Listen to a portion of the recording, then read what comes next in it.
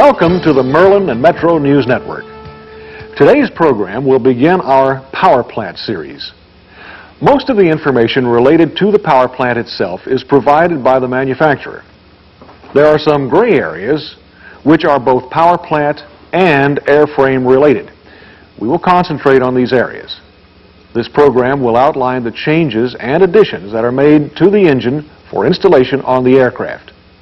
It'll be a good reference during engine buildup as well. Now let's roll our first program.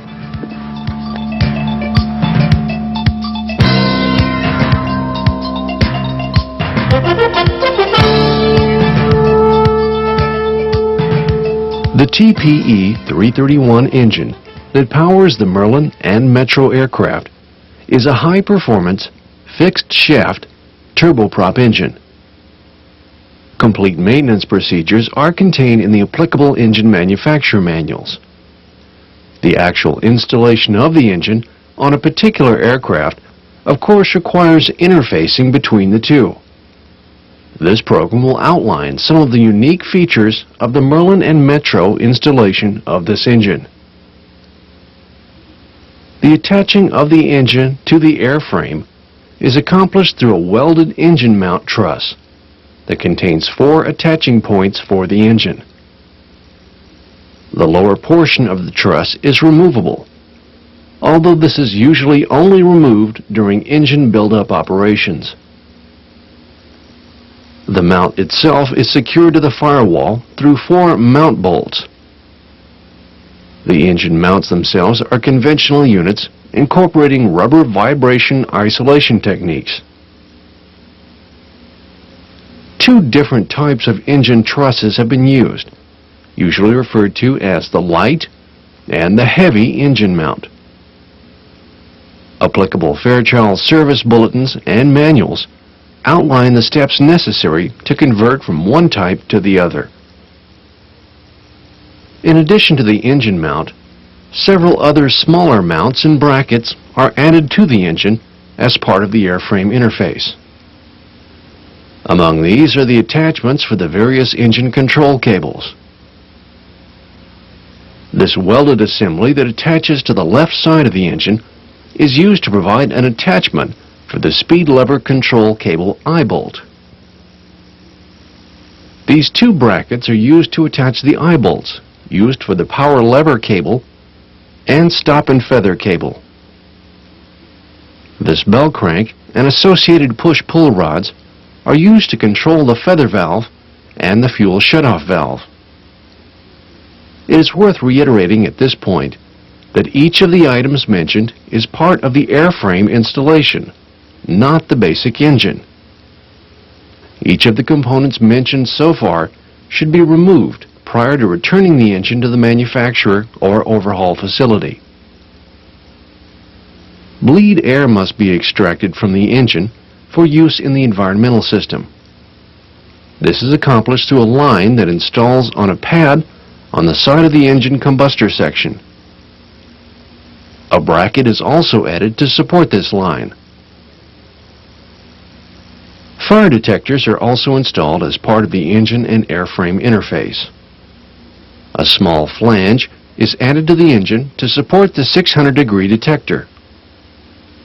3 450-degree detectors are installed as well, 2 of them on the engine mount itself. An engine exhaust duct and seal are installed on the engine during buildup. 2 different types of seals have been used around the exhaust duct. Applicable Fairchild bulletins and manuals cover these differences. Several oil system connections are made to the engine as well. The main oil line is secured to the engine with bolts and uses a special sealing gasket. The engine oil temperature bulb screws into the engine gear case adjacent to the oil line attachment. There are also fittings installed into the gear case to allow venting. This unit is usually referred to as the banjo fitting. Also installed in the same area of the gearbox are the tach generator and unfeather valve. Installed immediately next to the hydraulic pump is the attaching flange or quad mount that will allow attachment of the starter generator. Although it is part of the engine, the propeller pitch control is also worth noting. A different dash number pitch control is required for the Dowdy and Macaulay propellers.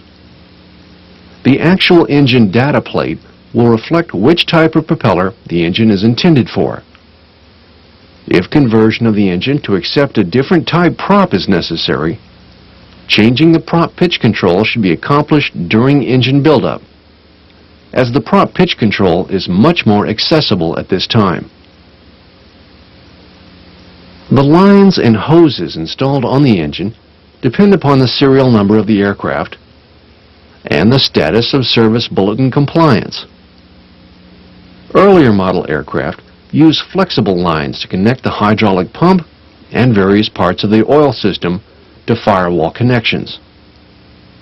Later model aircraft, and those modified in accordance with Fairchild service information, use primarily hard lines with short flexible hose connections. Many of the oil system connections are made to a firewall-mounted oil tank. This unit incorporates internal baffling to prevent foaming, and an air-oil separator to allow venting of the oil system. A sight gauge is installed on the side of the tank, next to the filler cap, to allow observation of the oil quantity level without removal of the cap. An unfeather pump is also installed. It was originally located on the left side of the engine, but has now been moved to the lower truss. Plumbing connections to this unit depend upon aircraft serial number and service bulletin accomplishment status. The fuel purge, or EPA kit as it's frequently called, is installed on the right-hand side of the engine. The components that make up the kit are engine components, but they install on the engine mount truss, so they are included separately with the engine. One of the major items of interface is the engine wiring harness. This unit installs primarily on the engine truss, but makes many connections to the engine itself. It is the connections made to this harness that allow most monitoring of the engine's performance to occur. One of the principal concerns of the mechanic must be the routing of this wiring. It is carefully supported and restrained in certain areas to prevent it chafing against the engine or airframe structure and to prevent engine heat from damaging the wiring. Heat in the engine compartment is of course a major concern because under some flight conditions the safe temperature limits of the igniter can be exceeded. Heat shields are installed around each igniter. These shields are then connected to a unit referred to as the aspirator to provide a source of cooling air for the igniter. The aspirator receives cooling air through a scoop installed on the lower cowling. The path of the air introduced through this scoop is upward through ducting, through the engine oil cooler, and then out through the tailpipe, along with the engine exhaust gases. In fact, the exhaust gases will cause a vacuum in the aspirator area that will tend to suck cooling air in through the scoop even when the aircraft is stationary. Of course, in-flight ram air entering the scoop provides more positive airflow. Before this airflow reaches the oil cooler, some of it is extracted for cooling use by the engine starter generator. After flowing through the starter generator, it is exhausted into the engine compartment.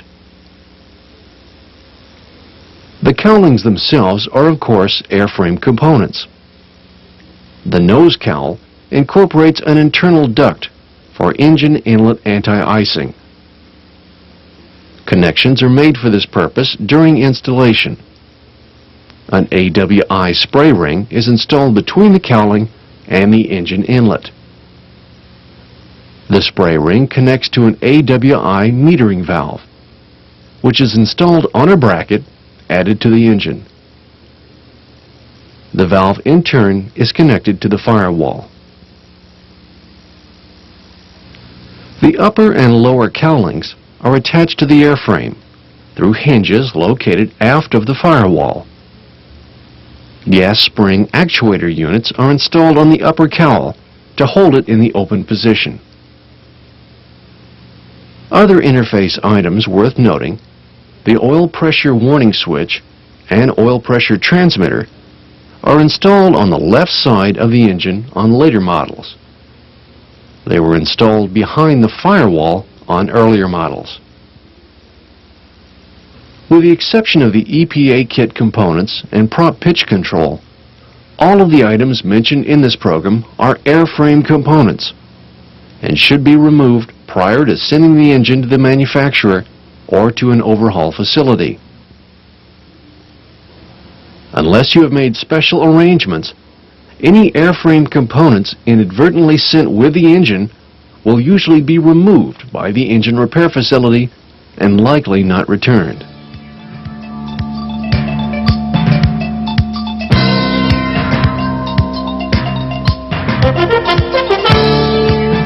Well, that covers most of the items that are unique to the Merlin and Metro engine installation.